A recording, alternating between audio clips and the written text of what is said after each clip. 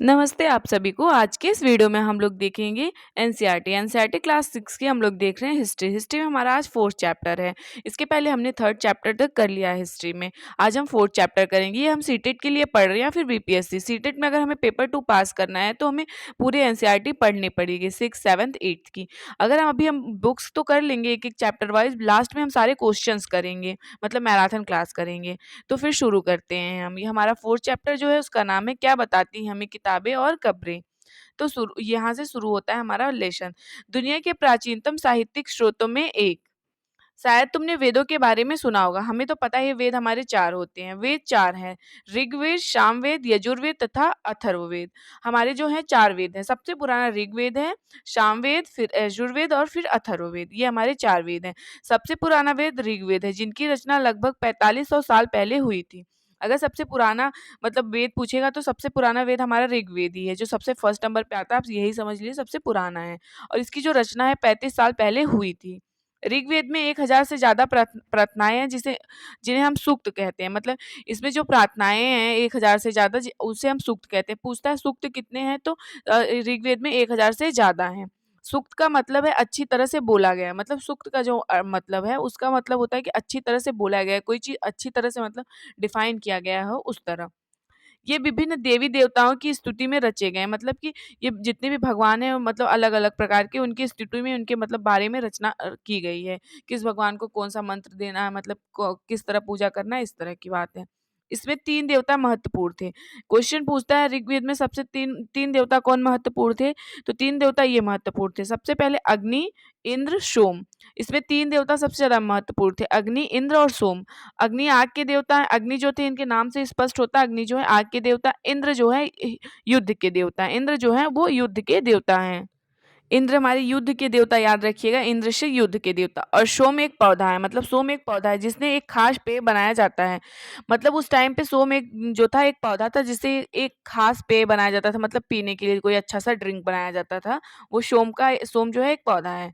वैदिक प्रार्थनाओं की रचना ऋषियों ने की थी। आपको तो पता ही है, ऐसे इतना तो हमें पता ही है, वैदिक प्रार्थनाओं की रचना हमारे ऋषियों ने की थी। आचार्य विद्यार्थियों को इन्हें अक्षरों, शब्दों और वाक्यों में बांटकर सस्वर पाठ द्वारा कंठस्थ करवाते थे। मतलब आचार्य जो थे मतलब इन अक्षरों को विद्यार्थियों को बांटते थे और सस्वर पाठ द्वारा कंठस्थ करवाते। मतलब उस टाइम पे लिखने की कोई व्यवस्था नहीं थी, सिर्फ सस्वर मतलब बोलते थे और वो याद करते थे। अधिकांश सूक्तों के रचयिता सीखने और सिखाने वाले पुरुष थे। मतलब ऐसा माना जाता है अधिकांश जो सूक्तों की रचयिता है वो सीखने वाले पुरुष, और सिखाने वाले जो थे वो भी पुरुष ही थे। कुछ प्रार्थनाओं की रचना महिलाओं ने भी की थी। मतलब कुछ जैसे जहाँ मतलब 100 या फिर जैसे लाख हो गए, लाख में 10-15 उस तरह महिलाएं जो थी, उस तरह महिलाएं ने की थी कुछ सूक्त की रचनाएं। ऋग्वेद की भाषा प्राकृतिक संस्कृत थी। मतलब ऋग्वेद की जो भाषा थी वो संस्कृत थी या वैदिक संस्कृत कहलाती है। मतलब ऋग्वेद की भाषा संस्कृत या वैदिक संस्कृत कहलाती है। तुम स्कूल में जो संस्कृत पढ़ते हो उससे ये थोड़ा भिन्न है। हम लोग जो स्कूल में पढ़े हैं संस्कृत वो बहुत ज़्यादा मतलब डिफरेंट है जो ये ऋग्वेद में संस्कृत है।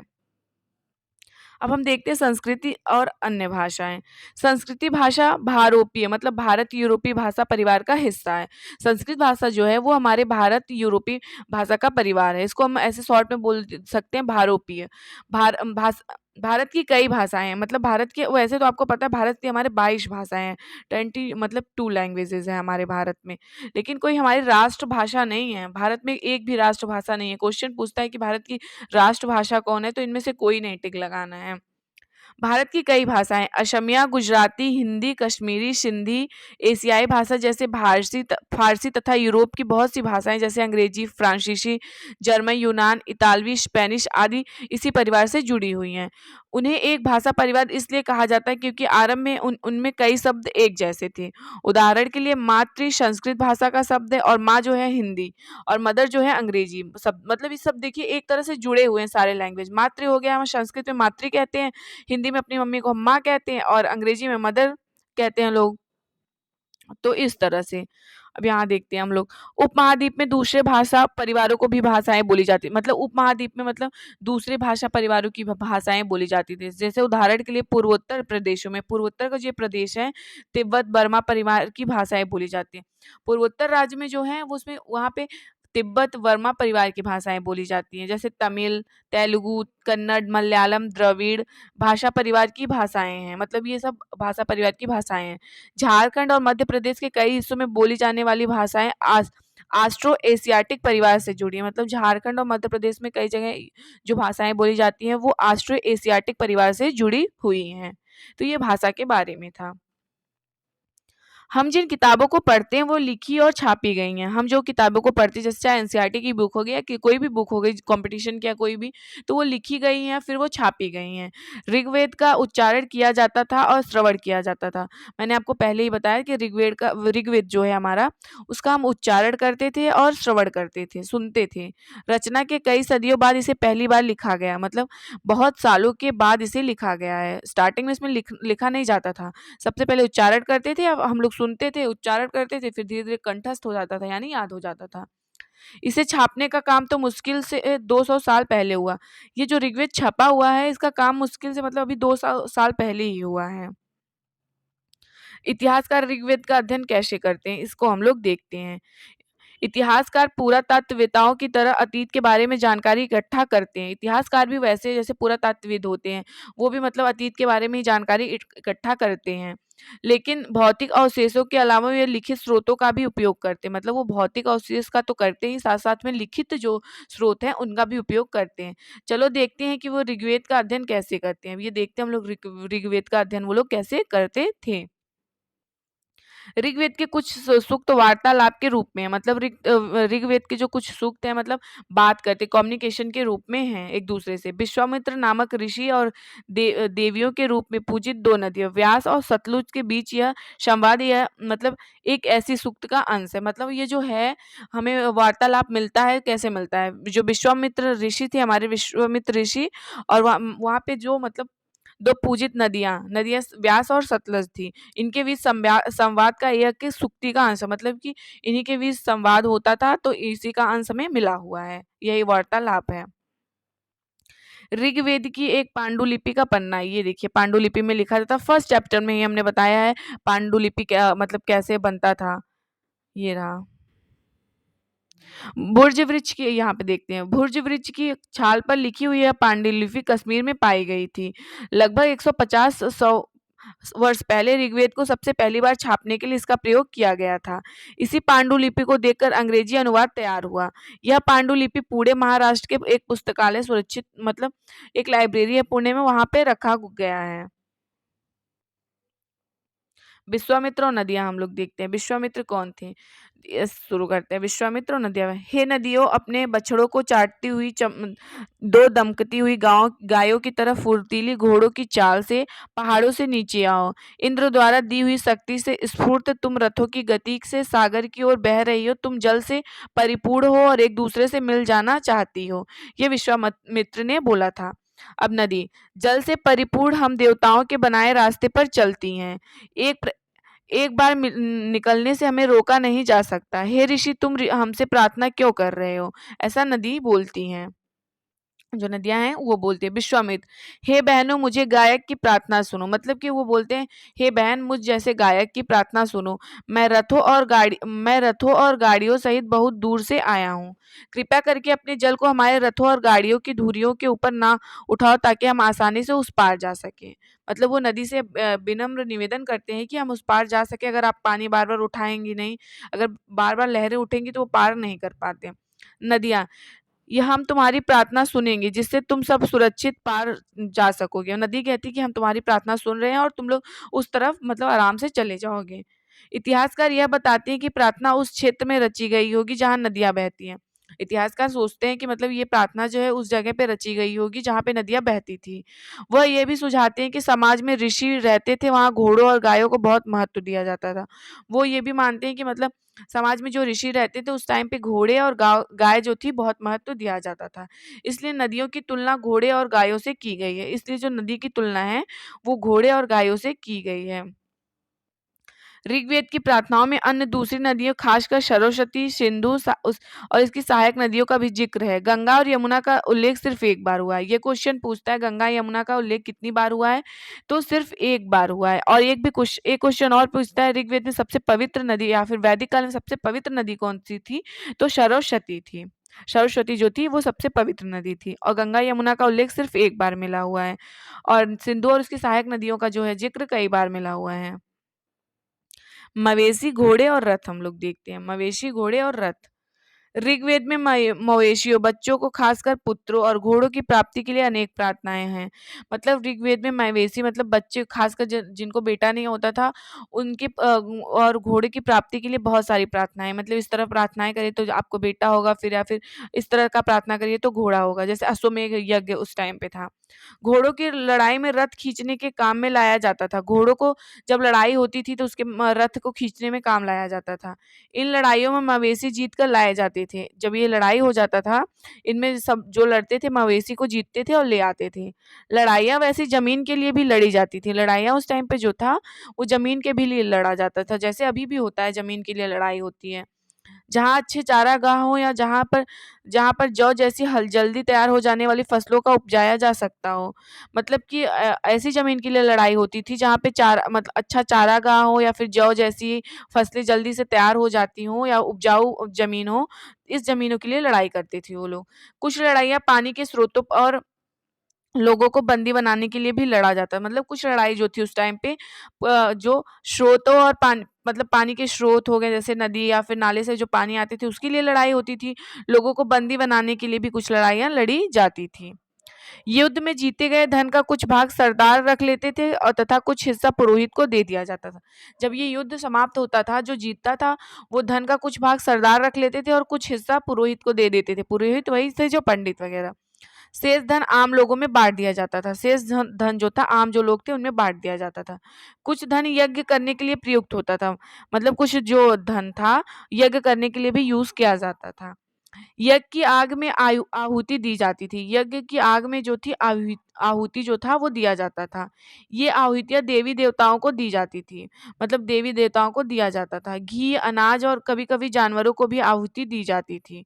मतलब कब घी और अनाज और कभी-कभी जानवरों की भी आहुति दी जाती है। जैसे अभी कभी-कभी जानवरों का बलि भी कहीं-कहीं दिया जाता है। अधिकांश पुरुष इन युद्धों में भाग लेते थे। मतलब बहुत से पुरुष जो थे इन युद्धों में भाग लेते थे। कोई अस्थायी सेना नहीं होती थी। यहाँ ये क्वेश्चन आया हुआ है कि कोई अस्थायी सेना होता था कि नहीं? उस टाइम पे कोई अस्थायी सेना नहीं होता था ऋग्वेद काल में। लेकिन लोग सभाओं में मिलते-जुलते थे और युद्ध व शांति के विषय में सलाह मशवरा करते थे। मतलब लोग एक-दूसरे से मिलते थे, युद्ध और शांति के विषय में एक-दूसरे से बात करते थे कि कैसे मतलब हमें अच्छी व्यवस्था बनानी है अपने समाज की या फिर अपने राज्य की, इस टाइप का। वहाँ ऐसे लोगों को अपना सरदार चुनते थे जो बहुत बहादुर और कुशल योद्धा हो। मतलब वो लोग जब मिलते-जुलते थे मतलब चुनाव करते थे। जैसे अभी हम एक चुनाव करते हैं कोई प्रधानमंत्री, हम ऐसे एक प्रधानमंत्री का चुनाव करते हैं जो बहुत ज़्यादा कुशल और बहादुर हो। तो इस तरह वो लोग भी करते थे। लोगों की विशेषता बताने वाले शब्द, ये देखते हैं यहाँ से ये टॉपिक, लोगों की विशेषता बताने वाले शब्द। लोगों का वर्गीकरण काम, भाषा, परिवार या समुदाय, निवास स्थान या सांस्कृतिक परंपरा के आधार पर किया जाता रहा है। ऋग्वेदों में लोगों की विशेषता बताने वाले कुछ शब्दों को देखा गया है। ऐसे दो समूह जिनका वर्गीकरण काम के आधार पर किया गया है। मतलब अब इसको देखते हैं, वर्गीकरण जो था ये बहुत ज्यादा इंपॉर्टेंट है, यहाँ से क्वेश्चन आता है। ऐसे दो समूह थे जिनका वर्गीकरण काम के आधार पर किया गया था। पुरोहित जिन्हें कभी-कभी ब्राह्मण भी कहा जाता था। मतलब पुरोहित जो थे जिन्हें ब्राह्मण कहा जाता था, तरह-तरह के यज्ञ और अनुष्ठान कराते थे। दूसरे लोग जो थे वो राजा थे। मतलब पुरोहित वो थे जो ब्राह्मण थे, वो तरह-तरह की यज्ञ और अनुष्ठान करवाते थे और दूसरा जो था इसमें जो राजा था। राजा वैसे नहीं थे जिनके बारे में तुम बाद में पढ़ोगी। ये ना तो बड़ी राजधानी और महलों में रहते थे, इनके पास ना तो इनके पास सेना थी, ना ही ये कर वसूलते थे। मतलब राजा तो बस नाम के थे ऐसा मान सकते हैं। इनके पास कोई राजधानी नहीं थी, महल नहीं था इनके पास, ना तो इनके पास कोई सेना थी, ना ही ये कर वसूलते थे। मतलब उस टाइम पे ना ये कर वसूलते थे। प्रायः राजा की मृत्यु के बाद उसका बेटा अपने ही आप शासक नहीं बन जाता था। मतलब जैसे मुगल काल में या फिर कोई और काल था, जैसे कोई मरता है उस तुरंत उसका बेटा ही शासक बन जाता था, ऐसा नहीं है। अभी हमने ऊपर पढ़ा तो लोग जो बहादुर और कुशल रहते थे उन्हीं को अपना शासक चुनते थे। जनता या पूरे समुदाय के लिए 2 शब्दों का इस्तेमाल किया गया था। देखो, काम के आधार पर 2 लोगों को बाँटा गया और फिर जनता या समुदाय के आधार पे 2 शब्दों का इस्तेमाल किया गया था। एक था जन, जिसका प्रयोग हिंदी और अन्य भाषाओं में आज भी होता है, और दूसरा था विश, जिसे वैश्य शब्द निकला है। इस विषय पर तुम अध्याय मतलब चैप्टर 5 में हम पढ़ेंगे। 2 शब्द निकले थे, जन और दूसरा विश था। ऋग्वेद में विश और जनों के नाम मिलते हैं। ऋग्वेद में विश और जनों के नाम मिलते हैं, इसलिए हमें पूर्व जन या विश, भारत जन या विश, यदुजन या विश जैसे कई उल्लेख मतलब इनके नाम मिलते हैं। इनके नाम जो हैं वो पूर्व जन या विश, या भारत जन या विश, यदुजन या विश जैसे कई नाम इनके मिलते हैं। जिन लोगों ने इन प्रार्थनाओं की रचना की वो कभी-कभी खुद को आर्य कहते थे। मतलब ये सब प्रार्थना ऋग्वेद वगैरह जो रचना किए थे वो अपने आप को आर्य कहते थे, तथा अपने विरोधियों को दास या दस्यु कहते थे। मतलब जो विरोधी थे या फिर जो भी काम कहते थे उन्हें दास या दस्यु कहते थे। दस्यु वो लोग थे जो यज्ञ नहीं करते थे, मतलब दास वे लोग थे जो यज्ञ नहीं करते, शायद दूसरी भाषाएँ बोलते थे। उन्हें संस्कृत बोलने का अधिकार नहीं था। उस टाइम पे यही था कि जो मतलब अनुष्ठान कराते थे ब्राह्मण थे, वही संस्कृत बोलते थे या फिर राजा वगैरह बोलते थे। इसके बाद इस संवाद के समय में दास स्त्रीलिंग, दासी शब्द का मतलब गुलाम हो गया। मतलब इसका दासी शब्द का जो मतलब अर्थ हुआ वो गुलाम हो गया। दास वे स्त्री और पुरुष दोनों होते थे। मतलब उस टाइम पे दास स्त्री और पुरुष दोनों होते थे, जिन्हें युद्ध में बंदी बनाया जाता था, जिनको युद्ध में बंदी बनाया जाता था। उन्हें उनके मालिक की जायदाद माना जाता था। मतलब जैसे जो उनके मालिक होते हैं, राजा होते हैं, उन्हें माना जाता था कि ये मालिक की जायदाद है किसी भी इंसान को, और स्त्री-पुरुष दोनों वहाँ उस टाइम पे दास बनते थे। जो भी काम मालिक चाहते थे वो उन सबको करना पड़ता था। मतलब मालिक चाहे जो काम कर दे कह दे, उन लोगों को उस टाइम पे करना पड़ता था। जिस युग में उपमहाद्वीप के उत्तर-पश्चिम में ऋग्वेद की रचना हो रही थी, उसी समय दूसरी जगहों पर एक अलग तरह का विकास हो रहा था। मतलब जिस टाइम पे उपमहाद्वीप के उत्तर-पश्चिम में ऋग्वेद की रचना हो रही थी, उस टाइम पे अलग-अलग जगह पे अलग-अलग विकास हो रहा था। जैसे ये देखते खामोश प्रहरी, कहानी महापाषाणों की। अगले पृष्ठ के चित्र देखना है, ये रहा हमारा चित्र। ये चित्र क्या है हम लोग देखते हैं। इस तरह के महापाषाण को ताबूत, शावाधान मतलब शिष्ट कहा जाता है।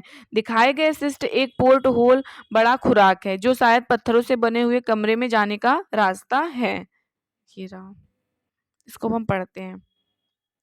ये शिलाखंड महापाषाण, बड़ा पाषाण मतलब पत्थर के नाम से जाने जाते हैं।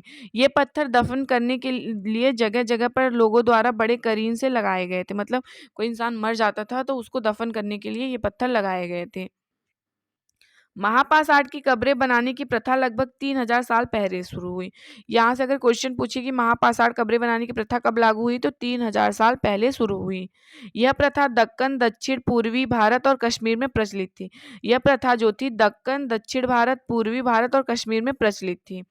कुछ महत्वपूर्ण महापाषाण पूरा स्थल मानचित्र 2 में दिखाए गए हैं। अभी हम लोग देखें, कुछ महापाषाण जमीन के ऊपर ही दिख जाते थे, कुछ महापाषाण जमीन के भीतर भी होते थे। कई बार पुरातत्वविदों को गोलाकार सजाए हुए पत्थर भी मिले हैं, कई बार अकेला खड़ा हुआ पत्थर मिला है। मतलब कभी गोला पत्थर मिला है तो कभी अकेला खड़ा हुआ पत्थर मिला है। यही एकमात्र प्रमाण है जो जमीन के नीचे कब्रों को दर्शाते हैं। मतलब यही जो प्रमाण है, ये सारे पढ़ने के बाद मतलब माना जाता है कि जमीनों के अंदर कब्रें को दफनाते थे। मतलब कब्र बनाते थे फिर लोगों को दफना देते थे। महापाषाणों के निर्माण के लिए लोगों को कई तरह के काम करने पड़ते थे। महापाषाणों के निर्माण के लिए लोगों को तरह-तरह के काम करने पड़ते थे। हमने जो कार्यों की सूची बनाई उन्हें क्रमबद्ध करो। मतलब ये बच्चों के लिए है तो आप समझ सकते हैं। गड्ढे खोदना, शिलाखंडों को ढोकर लाना, बड़े पत्थरों को तराशना और मरे हुए को दफनाना। इन सब कब्रों में कुछ समानता है। सामान्यतः मृतकों को खास किस्म के मिट्टी के बर्तन के साथ दफनाया जाता था। मतलब जो मृतक थे उनको खास तरह के मिट्टी के बर्तन के साथ दफनाया जाता था, जिन्हें काले लाल मिट्टी के बर्तन मतलब ब्लैक एंड रेड वेयर के नाम से जाना जाता है। इनके साथ ही मिले लोहे के औजार, हथियार, घोड़े के कंकाल और सामान तथा पत्थर और सोने के गहने, इतने सारे चीजों के साथ दफनाया जाता था लोगों को। महापाषाण कब्रों से मिले लोहे के सामान है, और घोड़े के लिए सामान नीचे बाई ओर कुल्हाड़ी है, ये नीचे एक कटार है। मतलब ये सारे मिले थे उस टाइम पे। लोगों की सामाजिक असमानताओं के बारे में पता करना। पुरातात्विक यह मानते हैं कि कंकाल के साथ पाई गई चीजें मरे हुए व्यक्ति की ही रही होगी। जैसे अब देखो कोई किसी की डेथ होती है तो उसके जो सामान होते हैं उसके साथ जला दिए जाते हैं, फिर किसी को दे दिए जाते हैं जब मरते हैं। तो उस तरह के लोग भी पहले उस टाइम पे करते थे। पुरातात्विक मानते हैं कि एंशिएंट टाइम में भी लोग जो थे, जो उनके साथ सामानें पाई गई हैं वो मरे हुए व्यक्ति की ही रही होगी। कभी कभी एक कब्र की तुलना में दूसरी कब्र में ज्यादा चीजें मिलती हैं, कभी कभी एक कब्र की तुलना दूसरी कब्र से करते हैं तो ज्यादा चीजें मिलती हैं। यहाँ एक व्यक्ति की कब्र 33 सोने के मनके और शंख पाए गए हैं। मतलब एक ब्रह्मगिरी में है, वहाँ पे एक जगह ब्रह्मगिरी में एक व्यक्ति के साथ कब्र में 33 सोने के मनके और शंख पाए गए हैं। दूसरे कंकालों के पास सिर्फ कुछ मिट्टी के बर्तन पाए गए, मतलब और कंकाल जो थे उनके पास सिर्फ मिट्टी के बर्तन पाए गए हैं। ये दफनाए गए लोगों की सामाजिक स्थिति की भिन्नता को दर्शाता है। इतना तो आप भी समझ सकते हैं कि मतलब जो बहुत जिनके पास पैसे थे वो सोने होने के मनके और शंख वगैरह थे, और जिनके पास नहीं थे वो मिट्टी के बर्तन के साथ। कुछ लोग अमीर थे तो कुछ लोग गरीब थे, और कुछ लोग सरदार तथा दूसरे अनुयायी थे। तो इस तरह के लोग आप होंगे उस टाइम पे। हर टाइम पे मतलब गरीब अमीर होते ही रहते हैं। क्या कुछ कब्रगाहें खास परिवारों के लिए थी? यहाँ से हम लोग देखते हैं। कभी-कभी महापाषाणों में एक से अधिक कंकाल मिले हैं। मतलब कभी महापाषाण काल में कभी-कभी एक से अधिक कंकाल मिले। यह मतलब वो दर्शाते हैं कि शायद एक ही परिवार के लोगों को एक ही स्थान पर अलग-अलग समय पर दफनाया गया। मतलब कि उनका एक एरिया था, मतलब स्पेसिफिक एरिया जो था वो था यहाँ पे। जैसे अब उनके घर में कोई मरा तो पहले इसको दफनाया गया, कुछ दिन बाद ये मरा तो इसको दफनाया गया, इसको दफनाया गया। मतलब उनका खुद का ज़मीन था, इस तरह मान सकते हैं कि दफनाया गया है। बाद में मरने वाले लोगों को पोर्ट होल के रास्ते में कब्र में लाकर दफनाया जाता था। बाद में जो मरते थे लोग उन्हें पोर्ट होल के रास्ते में कब्रों में लाके दफना देते थे। ऐसे स्थान पर गोलाकार लगाए गए पत्थर या चट्टानें चिन्हों का काम करते थे, जहाँ लोग आवश्यकता अनुसार शवों को दफनाने या दोबारा आ सकते थे। इस तरह की व्यवस्था उस टाइम पे वो लोग किए थे। इनाम गांव एक विशिष्ट व्यक्ति की कब्र है, इसको देखते हैं। मानचित्र 2 में देखना भी हम पृष्ठ संख्या 12 पे। इनाम गांव को खोजो। यह भीमा की सहायक नदी की घोड़ के किनारे की एक जगह है। मतलब भीमा नदी जो है उसकी सहायक नदी घोड़ के किनारे की एक जगह है, इनाम गांव। इस जगह पर 3600 से 2700 साल पहले लोग रहते थे। इनाम गांव जगह जो है यहाँ पे लोग जो है 3600 से साल से लेकर 2700 साल पहले रहते थे। मतलब कि इनाम गाँव जो है वो जगह जो है ये भीमा नदी की जो सहायक नदी है घोड़ के किनारे की एक जगह है। यहाँ पे लोग 3600 से 2700 साल पहले लोग रहते थे। यहाँ वयस्क लोगों को प्राय गड्ढों में सीधा लिटाकर दफनाया जाता था। ये क्वेश्चन पूछता है कहाँ पे वयस्क लोगों को गड्ढे में सीधा लिटाकर दफनाया जाता था, तो इनाम गांव में। तथा उनका सिर उत्तर की ओर होता था, उनका सिर जो था उत्तर की ओर होता था। कई बार उन्हें घर के अंदर ही दफनाया जाता था, कई बार उन्हें घर के अंदर ही दफनाया जाता था। ऐसे बर्तन जिनमें शायद खाना और पानी हो दफनाए गए शव के पास मतलब दिख जाते थे। तो ऐसा माना जाता था कि उस टाइम के लोग जो थे उस टाइम के लोग भी सोचते थे ना, कि हमने पढ़ा भी सिंधु सभ्यता वाले चैप्टर में कि ऊपर जाएँगे लोग क्या खाएँगे, क्या करेंगे, तो उनके साथ बर्तन बहुत सी चीज़ें दफनाई जाती थी। एक आदमी को 5 कमरे वाले मकान के आंगन में 4 पैरों वाले मिट्टी के एक बड़े संदूक में दफनाया गया था। बस्ती के बीच में यह बसा घर गाँव के सबसे बड़े घरों में से था। इस घर में एक अनाज का गोदान भी था। 100 के पैर मुड़े हुए थे। मतलब आप समझ सकते हैं कि मतलब कोई बहुत बड़ा-सा घर है पूरे गाँव में सबसे ज़्यादा बस्ती में। तो और उनके पास बहुत सी चीज़ें भी दफ़नाई संदूक में दफ़नाया गया था, तो ऐसा लगता है कोई बड़े आदमी या फिर सरदार का ये शव था। ये देखते हैं क्या बताते हैं कंकालों के अध्ययन। छोटे आकार के आधार पर एक बच्चे के कंकाल को आसानी से पहचाना जा सकता है, लेकिन एक बच्चे और बच्ची के कंकाल के बीच कोई फ़र्क नहीं होता है। मतलब छोटे बच्चों का कंकाल तो पहचान सकते हैं उनके शेप के अकॉर्डिंग, क्योंकि छोटा-सा रहता है, लेकिन लड़के-लड़कियों का में डिफ़रेंस नहीं कर सकते। क्या हमें यह पता लगा सकते हैं कि कंकाल किसी पुरुष का था या स्त्री का? मतलब हम पता लगा सकते हैं यह कंकाल किसी स्त्री का था, पुरुष का? यदि कंकाल के साथ गहने मिले तो कई बार उसे महिला का कंकाल मान लिया जाता है। मतलब महिला जो होती है वो मेकअप करती थी, गहने मिल रहे पहनती थी। तो इस तरह मान लिया जाता था कि ये महिला का कंकाल है। लेकिन ऐसी समझ के साथ समस्याएँ भी, अक्सर पुरुष भी आभूषण पहनते थे। उस टाइम पे पुरुष भी आभूषण पहनते ही थे। अभी भी रिंग वगैरह, चैन वगैरह तो पहनते ही हैं। कंकाल का लिंग पहचानने का बेहतर तरीका उसकी हड्डियों की जाँच है। मतलब कंकाल का लिंग पहचानने के लिए सबसे पहले उसकी हड्डियों की जाँच की जा सकती है, क्योंकि चूँकि महिलाएँ जो होती हैं बच्चों को जन्म देती हैं, इसलिए उनका कटी प्रदेश या कूल्हा पुरुषों से ज़्यादा बड़ा होता है। तो इस तरह से महिला और पुरुष में डिफ़रेंस कर सकते थे। ये समझ कंकालों के आधुनिक अध्ययन पर आधारित है। मतलब अभी आधुनिक मॉडर्न पद्धति पे आधारित है ये समझ। आज से लगभग 2000 साल पहले चरक नामक प्रसिद्ध वैद्य थे। मतलब चरक जो थे वो बहुत प्रसिद्ध वैद्य थे, आपने सुना भी होगा, डॉक्टर थे। उन्होंने चिकित्सा शास्त्र पर चरक संहिता लिखा है। चरक संहिता जो है ये क्वेश्चन पूछता है किससे रिलेटेड है, तो ये है चिकित्सा से। नाम किताबें लिखी हुई, कहते हैं कि मनुष्य के शरीर में 360 हड्डियाँ होती हैं। मतलब उन्होंने अपने चरक जो थे अपने चरक संहिता में लिखा था कि मनुष्य के शरीर में 360 हड्डियाँ होती हैं। यह आधुनिक शरीर रचना विज्ञान की हड्डी 206 हड्डियों से काफ़ी ज़्यादा है। मतलब हम लोग मॉडर्न में तो मानते हैं कि हमारे बॉडी में 206 हड्डियाँ हैं, लेकिन चरक संहिता में 360 हड्डियाँ होती हैं। ये क्वेश्चन पूछेगा चरक संहिता के अकॉर्डिंग कितनी हड्डियाँ हैं, तो 360, लेकिन मॉडर्न के अकॉर्डिंग तो 206 हैं। संभवतः चरक ने अपनी गिनती में दाँत हड्डियों की जो वो होती है जोड़ और कार्टिलेज को जोड़कर यह संख्या बताई होगी।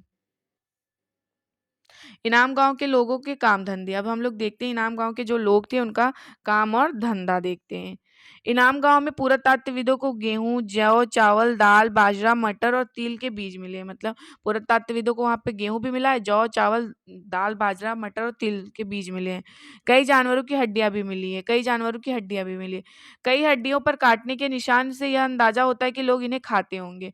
गाय, बैल, भैंस, बकरी, भेड़, कुत्ता, घोड़ा, सूअर, सांभर, चितकबरा, हिरण, कृष्ण मृग और खरवा, नेवला, चिड़िया, घड़ियाल, कछुआ, केकड़ा, मछली की हड्डियां भी पाई गई। मतलब इतने सारे जानवर भी पाए गए हैं। ऐसे साक्ष्य मिलते हैं कि बेर, आंवला, जामुन, खजूर और कई तरह की रस भरियां एकत्र की जाती थी। उस टाइम के लोग जो थे बेर, आंवला और जामुन, खजूर और कई तरह की रस भरियां मतलब इकट्ठा करके वो रखते थे।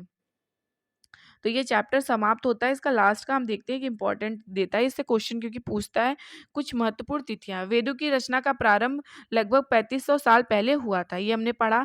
महापाषाणों के निर्माण की शुरुआत जो होती है 3000 साल पहले हुई थी। इनाम गांव में कृषकों का निवास जो था वो 3600 से लेकर 2700 साल पहले हुआ था। चरक लगभग 2000 साल पहले लिखा गया था। चरक ने लिखा था, उसका नाम था चरक संहिता, और ये चिकित्सा से संबंधित है। तो ये चैप्टर हमारा समाप्त होता है। अब हम अगला चैप्टर करेंगे, और ज्योग्राफी का चैप्टर समाप्त होगा, हम 7th चैप्टर अब देखेंगे। तो अगर 7th मतलब 7th क्लास का हम ज्योग्राफी स्टार्ट करेंगे। तो अगर वीडियो पसंद आएगी तो वीडियो को लाइक ज़रूर से करिएगा और कमेंट भी करिएगा, और वीडियो को शेयर करिएगा, चैनल को सब्सक्राइब करिएगा। Thank you very much.